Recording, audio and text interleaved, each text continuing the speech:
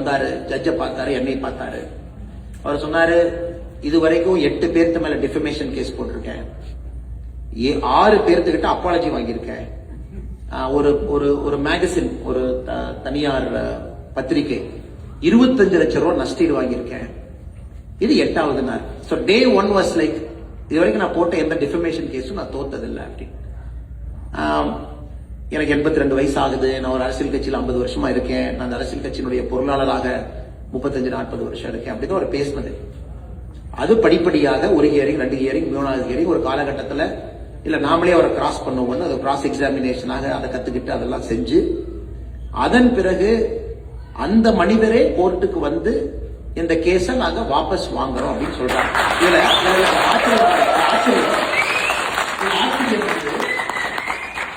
ஒரு 4 பேர் பத்திரிகையில் எழுதுறான். அப்ப அவரு வாபஸ் வாங்குறோம்னா இவங்க 2 பேரும் காம்ப்ரமைஸ் ஆயிட்டாங்களா? அப்ப அண்ணாமலை காம்ப்ரமைஸ் சொன்னாங்க.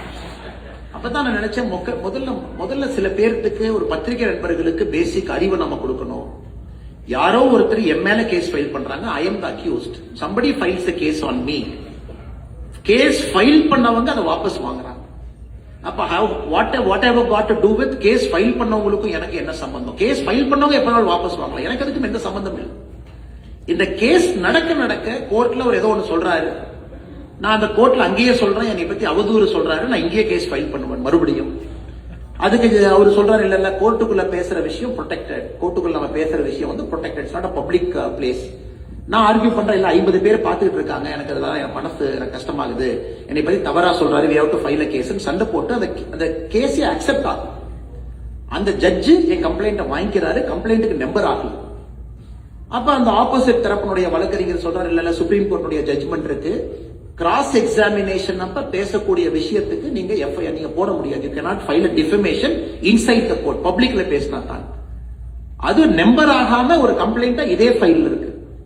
சோ இந்த மனிதன் கேஸ் போட்ட ஒரு மனிதன் போய் வாபஸ் வாங்குறாரு, நம்பர் ஆகாத ஃபைல் அதுவும் இருக்கு. அதுக்கு 2 பேர் எழுதுறாங்க, அப்ப அண்ணாமலை கேஸ வாபஸ் வாங்கினாரா, அவரு கேஸ வாபஸ் வாங்கினாரா, எனக்கு தெரியல. அதனால this is the level of political discourse it has come. நான் ஒரு ட்வீட் போட்டேன், நான் சொன்னது எல்லாம் உண்மை, இன்னைக்கு உண்மை, நாளைக்கு உண்மை. இதுவரைக்கும் நான் யாரை பத்தி என்ன பேசணும் தொடர்ந்து அதை பேசுவேன், அதுல எந்த மாற்று கருத்தும் இல்லை. அதை சந்திச்சுக்கலாம். எதுக்காக இந்த பாயிண்ட் நான் சொல்றேன் அப்படின்னாங்க, நான் கரப்ஷனுக்காக personally I paid a price. சண்டை, சச்சரவு, கேஸ், லோட்டு லூசுக்கு ஏறுறது இறங்குறது, இந்த வேலைக்கெல்லாம் தமிழ்நாட்டில் கரப்ஷன் கட்டுக்குள்ள வருது அப்படிங்கிறதுங்க ஒரு நாகரிக குடிமகனாக வெரி வெரி ஹாப்பி. ஃபைனலி ஏதோ ஒரு இடத்துல யாரோ ஆரம்பிச்சிருக்கிறாங்க.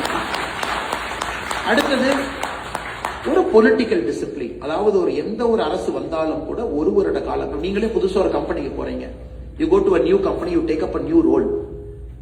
We got to give you some time to settle in that role.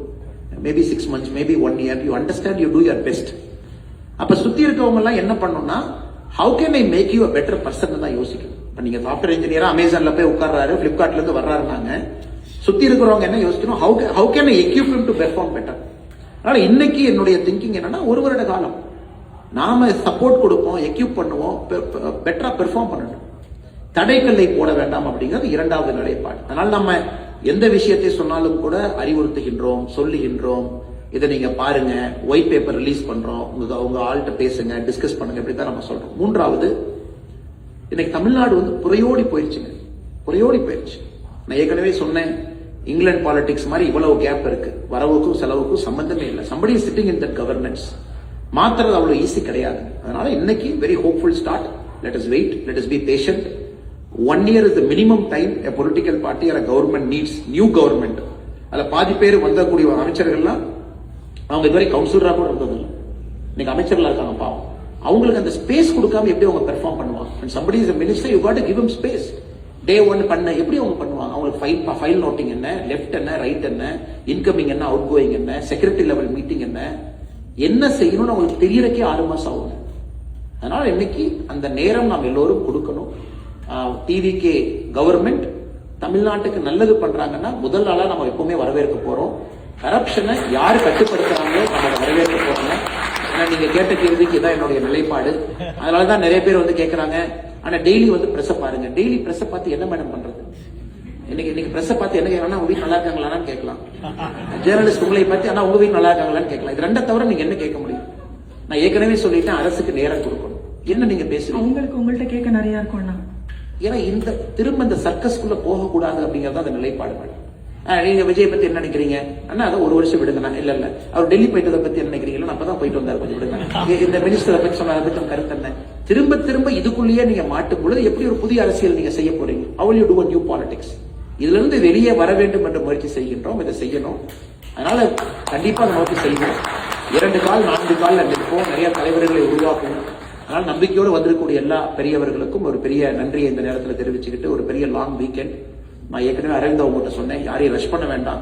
கண்டிப்பா நம்ம புகைப்படம் எடுக்கிறோம்னு நினைக்கிறவங்க நம்ம இருந்து புகைப்படம் எடுப்போம். ஒரு பக்கம் அவங்க வர்றாங்க, 1 மணி நேரம் 2 மணி நேரம் ஆனாலும் புகைப்படம் எடுத்து எல்லாத்தையும் நம்ம அனுப்புவோம். ஏன்னா lot of people are coming to know.